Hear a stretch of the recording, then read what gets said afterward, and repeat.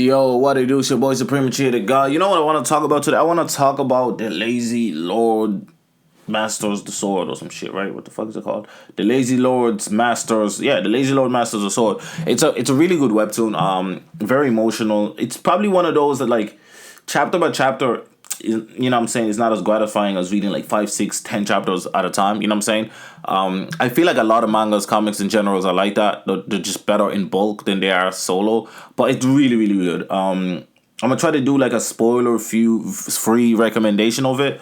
The Lazy Lord's Masters of the Sword is basically about a lazy, you know what I'm saying, this is kind of the synopsis. A lazy prince that's like, or lord, he's not a prince actually, he's just a lord from like a big family in the kingdom, and he, you know what I'm saying, he basically is in mourning still, and in deep depression of because due to his mother's death, and he barely leaves his room. He's just in bed all the time. He doesn't see his family. He does nothing.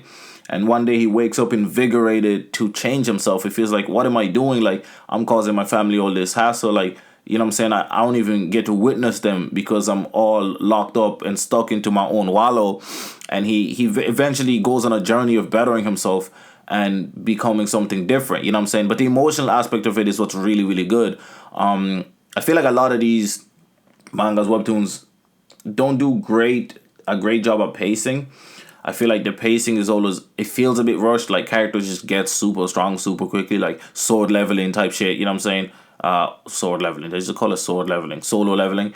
But yeah, I feel like fans, a lot of young people these days like that. Personally, I don't really. I kind of like the grind it out of like a Naruto. You know what I'm saying? It takes him like fucking 700 chapters before he's like, oh, the best, the strongest guy. You know what I'm saying? He's nowhere near the strongest guy until 700 chapters deep. You know what I'm saying? But if you look at something like Solo Leveling, the guy is the strongest character within like not that long. You know what I'm saying? For me, that's not gratifying. So for this one, I think it's gratifying just because the potential of the world and other characters around him. You know what I'm saying? He obviously has insane potential. He's not going to be the protagonist unless he has fucking insane potential.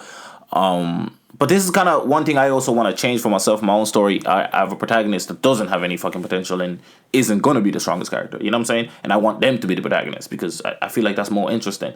I think it's, you know, the main character always succeeding, becoming the strongest thing is, I mean, for me, is boring. But stories like this make it refreshing. You know what I'm saying? Because the emotional connections you have with the characters around them and themselves, really, really good. The side characters are phenomenal. You know what I'm saying? So that's the good thing about it. The world building, it's slowish, but it's good. You know what I'm saying? It's well paced. It's 25 chapters in that department. Like, I can't really say too much. There's magic, there's swords, there's all type of shit.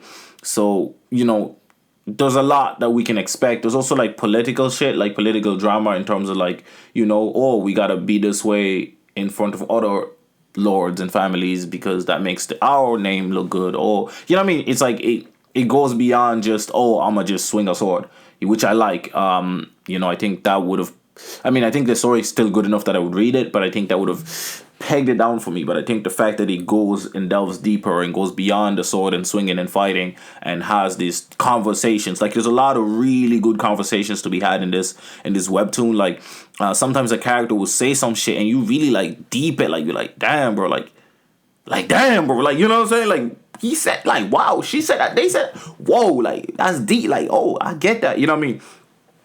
Very profound shit happening. I almost cried a few times. I'm not gonna lie. I almost teared up a little bit. I got emotionally invested with these characters. It kind of reminds me of like the boxer type shit, where it's like the emotional highs are insane. And I actually should do a video on that as well because it ended, and I have a lot to say about it. I feel like the ending. I'll talk about that in that video. But yeah, the Lazy Lord is actually really good. I would highly recommend it. 25 chapters deep, including Fast Pass. I obviously pay for it every week when it drops, and I'm really, really enjoyed it. I don't really have much of a negative apart from the pacing. I think the pacing could have maybe been a slight bit better. After a certain arc, I think a certain arc is done perfectly, but then after a certain arc, I think the story, you know, the way stories kind of they go and then they kind of like slow down, slight filler type shit. I feel like the fillers could have been paced slightly better so far, but it's good. It's still great. Every chapter is really, really good, really, really enjoyable.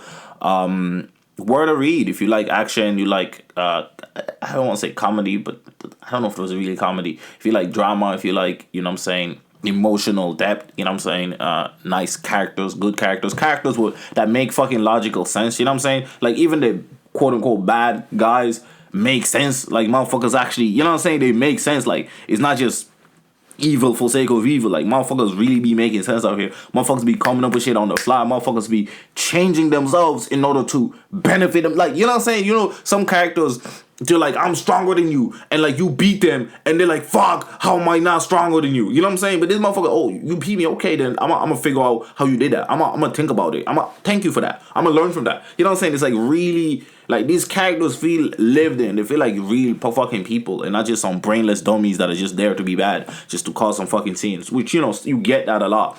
And I was really glad for that. I think the quote unquote training arc was really phenomenal because of that. So yeah, check it out. The Lazy Lords, blah blah blah, whatever the fuck, Master of the Swords. It's been your boy Supreme J. Make sure to subscribe, leave a like, comment. I'm out.